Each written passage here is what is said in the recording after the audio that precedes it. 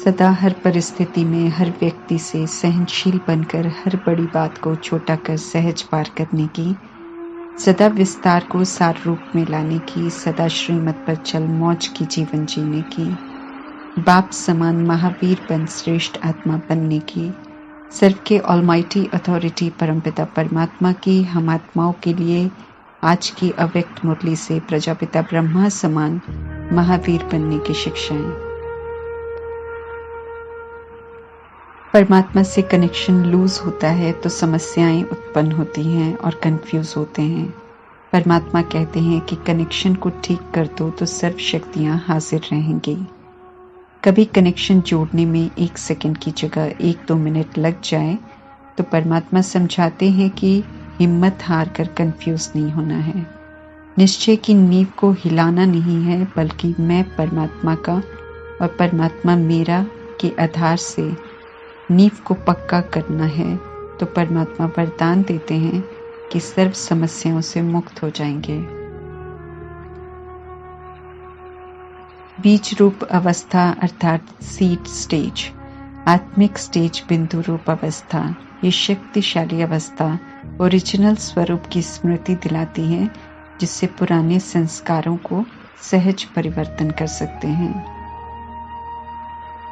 निराकार ज्ञान के सागर सर्वशक्तिमान परम पिता परमात्मा ने हम सभी के सामने संपूर्ण बनने का, कर्मातीत अवस्था को प्राप्त करने का, फरिश्ता बनने का लक्ष्य रखा है। प्रजापिता ब्रह्मा तपस्या व त्याग के बल से सबसे पहले इस लक्ष्य को प्राप्त कर सफल हुए। साकार रूप में अर्थात शरीर में रहते हुए ब्रह्मा ने कौन कौन से कदम उठाए जिससे उन्होंने अपनी संपन्न कर्मातीत अवस्था को प्राप्त किया, वे कदम स्वयं परमात्मा ने अव्यक्त महावाक्यों में सुनाए हैं, ताकि हम सभी उन्हीं कदमों पर कदम रखते हुए संपन्न और संपूर्ण बनने की मंजिल को समीप अनुभव करें। परमात्मा संगम युग में ब्राह्मणों की पहली रचना रचते हैं, पवित्र रहने की प्रतिज्ञा करवाते हैं। परमात्मा द्वारा रचे जाते हैं, इसलिए श्रेष्ठ ब्राह्मण कहलाते हैं। लेकिन श्रीमत पर चलकर नंबर 1 फरिश्ता बनने वाले नई सृष्टि की शुरुआत में श्री कृष्ण के रूप में आने वाले ब्रह्मा हैं। संगम पर भी पहली रचना के पहले नंबर हैं और सृष्टि के आदि पर भी पहले नंबर पर हैं, इसलिए उन्हें आदिदेव कहते हैं। परमात्मा मिले, शिक्षाएं मिली और प्रजापिता ब्रह्मा ने शिक्षाओं को अमल में लाने का पुरुषार्थ गंभीरता से शुरू कर दिया, इसलिए नंबर 1 बन गए। संगम युग के लक्ष्य कर्मातीत फरिश्ता बनने में नंबर 1 बने।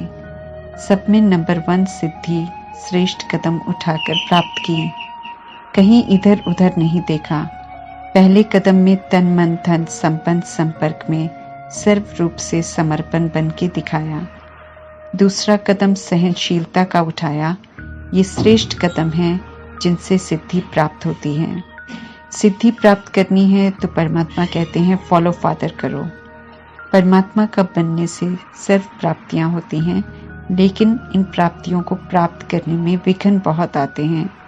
दुनिया दुश्मन बन जाती है, लेकिन जो परमात्मा का हाथ और साथ नहीं छोड़ते हैं वे महावीर बन फुल पास होते हैं। जो विघ्न रूप बनते हैं वे आगे चल महिमा भी करते हैं।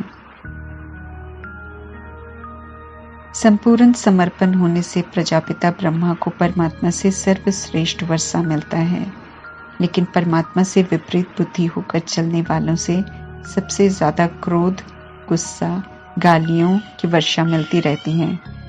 लौकिक जीवन अर्थात दादा लेखराज के रोल में सभी उन्हें आदर सम्मान से देखते थे, सभी के स्नेही थे, कभी भी अपशब्द नहीं सुना। लेकिन ब्रह्मा बने तो अपशब्द सुनने में भी नंबर 1 रहे। अलौकिक जीवन में सर्व के दुश्मन रूप बन गए।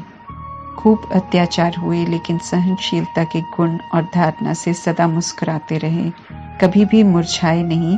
हालांकि मुरझाने वाली कई बातें आती थी, अनेक कलंक भी लगते थे, परंतु जरा भी विचलित नहीं हुए। सहनशीलता माना विपरीत परिस्थितियां हो, असहनीय बातें हो, दुश्मन बन लोग खड़े हो जाएं, क्रोधित हों, अपशब्दों की वर्षा करें, ऐसे समय पर भी सदा मुस्कुराते रहना, किसी भी बात का बुरा नहीं मानना, संकल्प मात्र भी मुरझाने का चिन्ह चेहरे पर न हो तो कहेंगे सहनशील आत्मा। सहनशीलता माना दुश्मन बन गई आत्मा को भी रहम दिल भावना से देखना, बोलना, संपर्क में आना, स्थापना और सेवा के कार्य में छोटे बड़े तूफान में स्थिर रहना, पहाड़ समान समस्याओं में, तूफानों में, विघ्नों में भी बड़ी बात को छोटा सा खिलौना बनाकर खेल की रीति से सदा पार करना, बड़ी भारी बात को भी हल्का बनाकर खुद भी हल्के रहना और दूसरों को भी हल्का बनाना, ऐसी सहनशीलता थी ब्रह्मा में। उन्होंने कभी भी छोटे से पत्थर को पहाड़ नहीं बनाया, लेकिन पहाड़ को गेंद बनाया, विस्तार को सार में बदल दिया। परमात्मा समझाते हैं कि अगर हम विघ्नों को, समस्याओं को अपने मन में व दूसरों के आगे विस्तार करते हैं तो हम उसे पहाड़ बनाते हैं। ड्रामा की समझ देकर परमात्मा ने कहा है कि विस्तार में नहीं जाओ, नथिंग न्यू की स्मृति से फुल स्टॉप बिंदी लगाओ और बिंदी बन आगे बढ़ो। विस्तार करने से कोई फायदा नहीं है, समय है विस्तार को सार में लाने का, हिसाब को खत्म करने का। सहनशील आत्मा श्रेष्ठ आत्मा है। वे ज्ञान और योग के सार में स्थित होकर किसी भी तरह के विस्तार को, समस्या को, विघ्नों को सार में ले आते हैं। ऐसे ज्ञानी और योगी थे साकार ब्रह्मा। विस्तार में जाना अर्थात लंबा रास्ता लेना, समय शक्ति समाप्त करना, और सार है शॉर्टकट रास्ता। समय और शक्तियों की बचत होती है। निराश नहीं होते हैं, दिल शिकस्त नहीं होते, सदा मौज में मुस्कुराते रास्ते को पार करते हैं। ऐसे पार करने को सहनशीलता कहते हैं। सहनशीलता की शक्ति वाले परमात्म ज्ञान की गहराई में जाकर स्वयं को संपन्न और नॉलेजफुल बना लेते हैं। इसलिए न वे कभी घबराते हैं, न कोई प्रश्न करते हैं, सदा भरपूर रहते हैं। विस्तार वाले क्यों, क्या, ऐसे वैसे के प्रश्नों में उछलते हैं, हाँफते हैं, थकते हैं और औरों को भी उछालते हैं। सहनशील बनने वाले इन बातों से बच जाते हैं और सदा मौज में रहते हैं, उड़ते हैं। बाप समान बनने वाले प्रजापिता ब्रह्मा ने सहनशीलता को धारण कर दिखाया। सहनशील होकर चलने से वे सदैव अटल, अचल, सहज स्वरूप में मौज से रहे, कोई मेहनत नहीं की। ये अनुभव उनके साथ रहने वाले बच्चों ने 14 वर्ष की तपस्या में किया, जिसमें आत्मा का पाठ पक्का किया, आत्मा के स्वधर्म में रहकर सोचना, बोलना, कर्म करना स्वाभाविक बनाया। 14 वर्ष तपस्या की भट्टी में रहे, बाहर की दुनिया के प्रभाव से बिल्कुल अलग। नाच से पले हुए बच्चे थे ज्यादातर जो यज्ञ में समर्पित हो भट्टी में थे। इसलिए देह भान और नाजुकपन से निकालने के लिए स्थूल मेहनत के पेपर भी लिए। हर तरह का स्थूल कार्य करवाया जो उन्होंने कभी नहीं किया था। मोची, माली, मैकेनिक का कार्य भी करवाया। जो प्रश्नों में घिरे थे सब देखकर वे चले गए, लेकिन जो राजी रहे, मूंझे नहीं, वे मौज में रहे जैसे दादियां। वे मौज का जीवन जीते हुए अनेकों को अंत तक मौज की जीवन का अनुभव कराते रहे। मौज का जीवन जीना अर्थात स्थूल साधारण कर्म हो या हजारों के बीच स्पीच देने का कार्य मिले, दोनों ही मौज से करें। कई हैं जो आराम करने की मौज से आते हैं, उन्हें साधारण कर्म करने अच्छे नहीं लगते। परमात्मा ऐसा सोच रखने वालों के जीवन को मूंझने वाला जीवन कहते हैं। परमात्मा का बच्चा बनना माना हर तरह का कार्य करते हुए, कैसी भी परिस्थिति में रहते हुए दिल की मौज में रहना। यहाँ स्थूल मौजों में नहीं रहना है। दिल की मौज में रहने वाले मूंझने की बात को भी मौज में बदल देंगे, और स्थूल मौज में रहने वाले श्रेष्ठ साधन होते हुए भी मूंझ जाते हैं, स्पष्ट बात को भी मुझा देते हैं। अच्छे साधन होते हुए भी मौज नहीं ले सकेंगे, प्रश्नों में ही उलझे रहेंगे, उलझाते रहेंगे। अच्छे में भी और घबराने वाली बातों में भी कंफ्यूज होंगे, क्योंकि सोच ही मुझी हुई है। सोच से फिर दृष्टि और सृष्टि भी मूंझ जाती है। सहनशीलता आधार है मौज के जीवन का, जिसका उदाहरण बनकर दिखाया ब्रह्मा ने। उनके समान सदा अटल, सदा अचल रहने का मौज का जीवन जीना है। तो परमात्मा कहते हैं सहनशीलता का गुण धारण करो। सहनशीलता की विशेषता धारण की है या नहीं, ये पेपरों द्वारा तय होती है। पेपर हिलाने वाले होते हैं, लेकिन उनमें भी अचल अडोल रहना, मुस्कुराते रहना, परेशान करने वाले को भी दुआ देना, माना सहनशीलता की विशेषता से संपन्न बनना। प्रजापिता ब्रह्मा परमात्मा के लिए रथ बने, लेकिन पेपर तो उनके भी हुए। लोगों द्वारा अपशब्द और अत्याचार, ये उनका पहला पेपर था। जो उनकी सराहना करते थकते नहीं थे, उन्होंने ही अपशब्द बोले। कोई गलती नहीं थी, फिर भी अत्याचार किए। ये पेपर उनकी सहनशीलता को परखने के लिए आए थे, जिन्हें उन्होंने सहनशील बन पार किया। दूसरा, निराकार परमात्मा ने जो उनके द्वारा यज्ञ की स्थापना की थी, उसमें तरह तरह के विघ्न आए, इन्हें भी उन्होंने सहनशील बन पार किया। तीसरा, कई ब्राह्मण बच्चे बने, पालना ली, लेकिन फिर यज्ञ छोड़कर चले गए। वैरायटी बच्चे थे, कई छोटी छोटी बातों में असंतुष्ट रहते, उसका भी सामना किया और उन्हें संतुष्ट करने की भावना रखी, परवश समझकर कल्याण की भावना रखी। सहनशीलता, साइलेंस पावर के साथ हर एक को आगे बढ़ाया। सामना करने वालों को भी मधुरता, शुभ भावना, शुभकामना से सहनशीलता सिखाई। सामना करने वाले फिर क्षमा मांगते और वे भी बदल जाते। तो सहनशीलता की विशेषता से फेल हो रही आत्मा को भी पास बनाए, विघ्न को पास किया। परमात्मा ब्रह्मा का उदाहरण देकर कहते हैं कि जैसे इन्होंने समर्थ कदम उठाकर बाप समान बनकर दिखाया, ऐसे इनके कदम पर कदम रख श्रेष्ठ आत्मा बनो, अर्थात श्रेष्ठ विधि को अपनाकर सिद्धि प्राप्त करो, महावीर बनो। कुमारों को पुनः उनकी विशेषता का जिक्र कर उमंग उत्साह दिला रहे हैं परमात्मा की जहाँ पवित्र जीवन है वही महानता है, शक्तिशाली स्थिति है। जो संकल्प करे कर सकते हैं, बंधन मुक्त बनने वाले भी हैं और औरों को बनाने वाले भी हैं।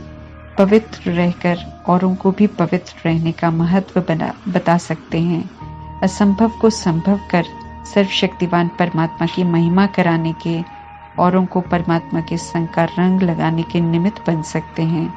पवित्र हैं तो सर्वशक्तिवान परमात्मा के संग में हैं, माया से सेफ, अचल अटोल हैं, कभी डगमग हो नहीं सकते हैं। सदैव एक रस स्थिति वाले, हलचल से मुक्त, अविनाशी राज्य भाग्य लेने वाले परमात्मा रियलाइज करने को कह रहे हैं कि कितना विशेष जीवन है कुमार जीवन, और साथ में चेक करने को भी कह रहे हैं कि दूसरे रसों में बुद्धि तो नहीं जाती।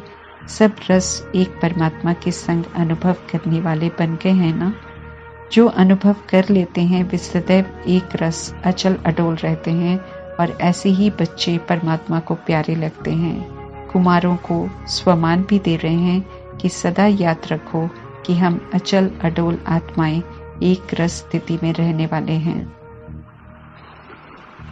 सभा में बैठी आत्माओं को परमात्मा अव्यक्त मिलन में अलग अलग संबोधित करते हैं ताकि उनकी विशेषताओं का एहसास दिलाकर उन्हें उमंग उत्साह में लाकर तीव्र गति से आगे बढ़ने की प्रेरणा मिले।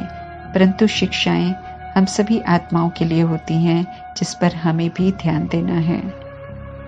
परमात्मा की याद सहज अनुभव करने के लिए मेरा बाबा सहज विधि है, सहज मार्ग है, लेकिन सिर्फ मुख से नहीं बल्कि अधिकार से, दिल से मेरा बाबा कहने से याद सहज रहेगी।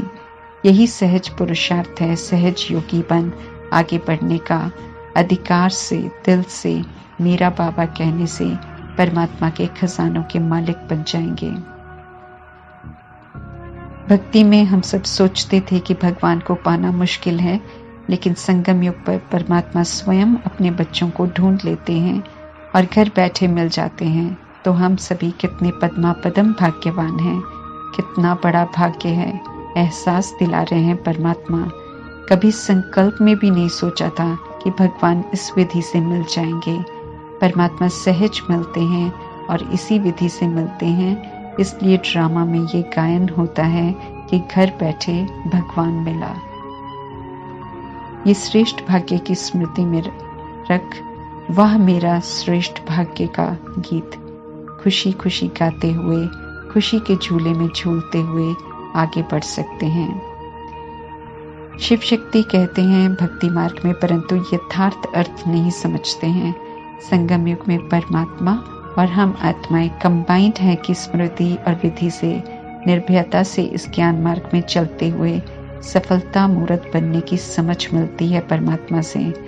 परमात्मा के साथ आत्माएं शक्ति बन जाती हैं, उनकी शिक्षाओं पर चलकर स्थापना के कार्य में मददगार बनती हैं।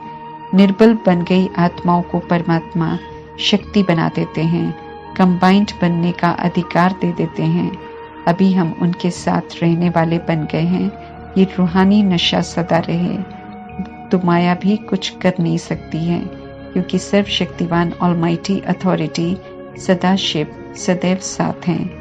माया आती है या कहीं हार खाते हैं तो परमात्मा कहते हैं कि चेक करो, क्योंकि अलग होने से ही माया आती है। कंबाइंड रहो तो परमात्मा यकीन दिलाते हैं कि माया आ नहीं सकती है। परमात्मा से ये वरदान मिलता है हम आत्माओं को कि हम कंबाइंड रहने वाली शिव शक्तियाँ विजयी हैं।